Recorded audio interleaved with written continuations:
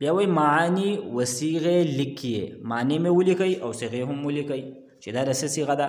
نو لنفتحن اخرنۍ صیغه ده، جمع متکلم مشترک، تسنیه و جمع متکلم مشترک او د ثقیلې صیغه ده. که نون پکې مشددو د ثقیلې صیغه به او که چېرې نون پکې ساکینو نو د خفیفې صیغه به وي. خامخا به مونږه کلاوهو. لیفتحن واحد مذکر غایب، خامخا به هغه یو کس کلاوهي. لتعلمن جمع مذکر حاضر، جمع مذکر حاضر. لتعلمن اصل کې و تعلمون، نو بیا تی نون اعرابي هم غورځېدلې ده او وو هم غورځېدلی دی. خامخا به تاسو پوهه کېږئ. که چېرې د نون مشدد نه مخکې پیښو نو دا به د جمع صیغه وي. که د ثقیلې د نون و او که د خفیفې نون و د دې نه مخکې پیښو نو دا به د جمع صیغه وي. بیا که به شروع کې یا وه نو دا به د جمع مذکر غایب صیغه وي، مثلا یعلمون. او که چېرې په شروع کې تا وه نو بیا به د جمع مذکر حاضر وي، نو چې دا فرق زمونږ په ذهن کې وي. او که چېرې د نون ثقیلې او د خفیفې نه مخکې زیرو په لفظ باندې نو هغه به د واحد او مؤنث حاضر صیغه وي. لأعلمن خامخا به زه پوهه کېږم. 13 نمبر صیغه لیفتحان خامخا به هغه دوه کسان کلاوهي.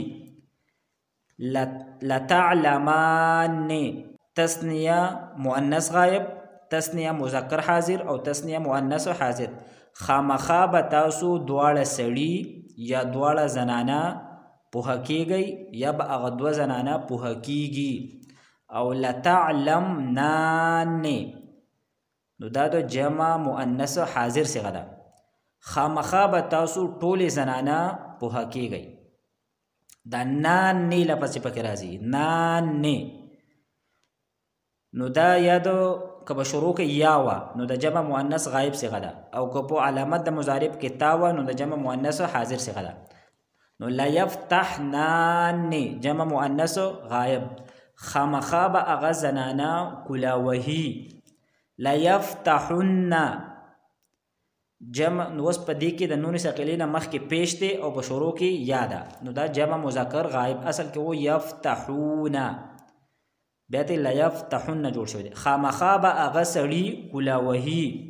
لتعلمن دلته د نون ثقیلې نه مخکې زیر دی نو د واحد مؤنث حاضر صیغه ده، اصل کې و تعلمین، نون هم ته غورځېدلی دی او یا هم ته غورځېدلی. نو لتعلمن خامخا به ته یوه زنانه پوهه کېږي. لتفتحن جمع مذکر حاضر، خامخا به تاسو ټول کلاوهئ. لتفتحن خامخا به ته یوه زنانه کلاوهې. لنعلمن خامخا به مونږه پوهیږو. او دا لتفتحن لتفتحن لنعلمن لتعلمن دا دو خفیفی صیغې دي.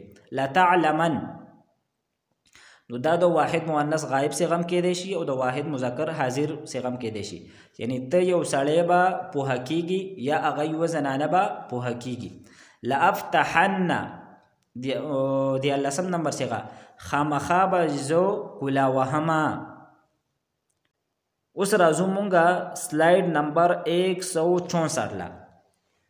فعل مستقبل مجهول مؤکد بالام تاکید و نون ثقیله و نون خفیفه. نو دې ځای نه به اوسو د لام تاکید با نون تاکید د ثقیله او د خفیفه د مجهول ګردانونه هغه به شروع کوي. کم د معلوم ګردانونه نو هغه خو مونږه ذکر کړل. اوس د دې ځای نه د مجهول ګردانونه شروع کیږي او د هغې نه بعد به بیا ته دې مشقونه به وي. خو دلته هم هغه خبره به مونږه یاد ساتو څنګه چې د ثقیلې په معلوم صیغو کې د 15 صیغو کې د نون ثقیلې نه مخکې فتحه وه نو دغه شانتي دلته به هم وي. او څنګه چې هلته د نورو صیغو حکم و، یعنی د 2 صیغو نه په 2 صیغو کې به نون اعرابي غورځېږي او په دې 2 صیغو کې به ورسره وو غورځېږي، بیا په یوې صیغې کې به سره یا هم غورځېږي او په 2 صیغو کې به عمل نه کوي.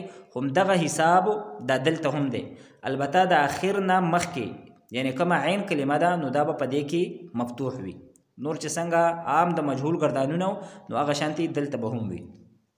نو لومبه ساده دو مضارع مجهول گردان کړی دی یفعلو یفعلان یفعلون تفعلو تفعلان یفعلن تفعلو تفعلان تفعلون تفعلین تفعلان تفعلن افعلو نفعلو.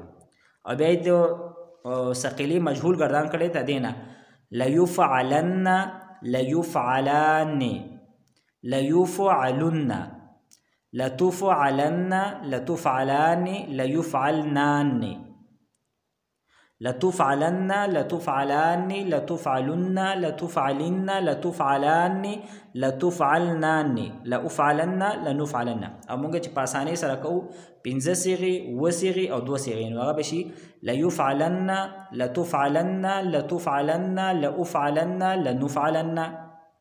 بیا و صيغې په هغې کې لومبی څلور دو تسنیه صيغې بیا نو هغه به شي لیفعلان لتفعلان لتفعلان لتفعلان. بیا د جمع مذکر غایب جمع مذکر حاضر واحد مؤنث حاضر لیفعلن لتفعلن او لتفعلن. بیا هغه 2 صيغې جمع مؤنث غایب جمع مؤنث حاضر لیفعلنان او لتفعلنان. دغه شانتي د خفیفي به 8 صيغې وي نو 15 صيغې به شي ليفعلن لتفعلن لتفعلن لأفعلن لنفعلن. او 3 صيغې نورې دي نو ليفعلن لتفعلن او لتفعلن. صيغے اور معانی بتائیے.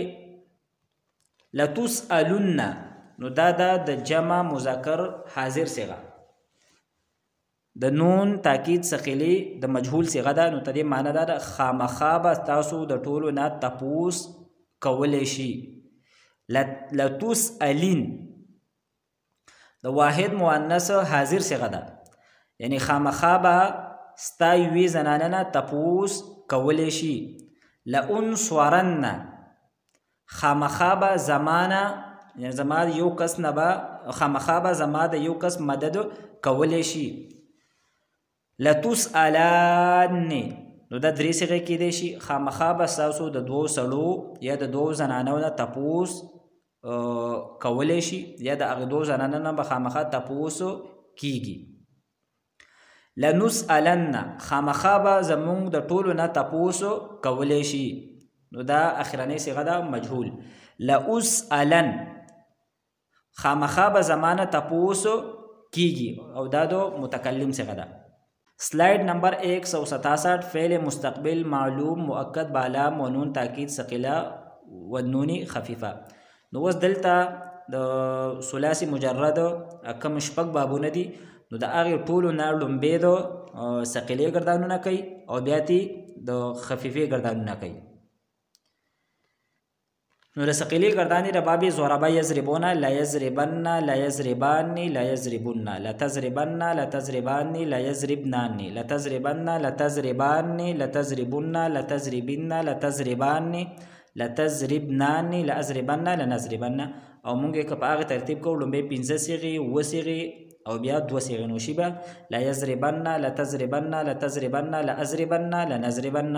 او بیا و صيغې لومبۍ سره د تثنیې بیا جمع مذکر غایب جمع مذکر حاضر بیا واحد مؤنث حاضر لا یضربان لتضربان لتضربان لتضربان لا یضربن لتضربن او لتضربن. او بیا 2 صيغې لا یضربنان او لتضربنان.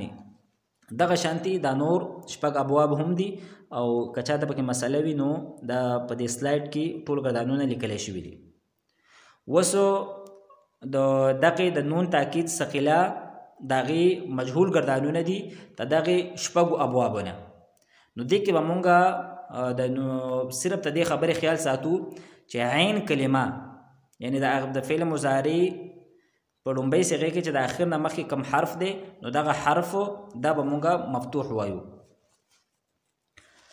نو لومبۍ مونږ په هغې حساب سره وکړو لومبۍ به مونږ 15 صيغې دغه کړو نو دا به شي لیضربن لتضربن لتضربن لأضربن او لنضربن. بیا 2 صيغې لیضربان لتضربان لتضربان لتضربان لیضربن او لتضربن او لتضربن.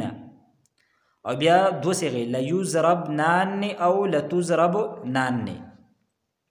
دغه شانتي ليفتحن ليفتحان ليفتحن لتفتحن لتفتحان ليفتحنان. نو دلته چې د مجهول دا کم ګردانونه دي نو دا ټول ګردانونه دا د ليضربن د ګردان په شان دي، په دې کې څه فرق دا نشته دی.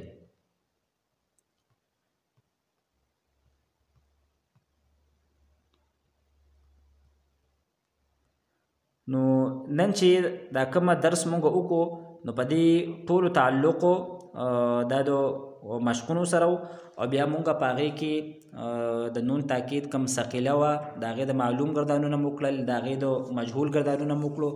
مجهول په صیغه کې به مونږ دو خبرو ته خیال ساتو، یو علامت د مضارع ته چې دا به پکې مضموم وي او د اخر نه مخکې چې کوم ټکی دی نو دغه ټکی دا به پکې مفتوح وي، یعنی کما عین کلمه ده نو هغه به پکې مفتوحه وي. او بل دا د ثلاثي مجرد د کم شپږ بابونو دلته دي د ثقیلې ګردانونه یې کړي دي، د معلوم هم او د مجهول هم. نو مونږ ته دې نه پخپله هم د خفیفې ګردانونه کولی شو.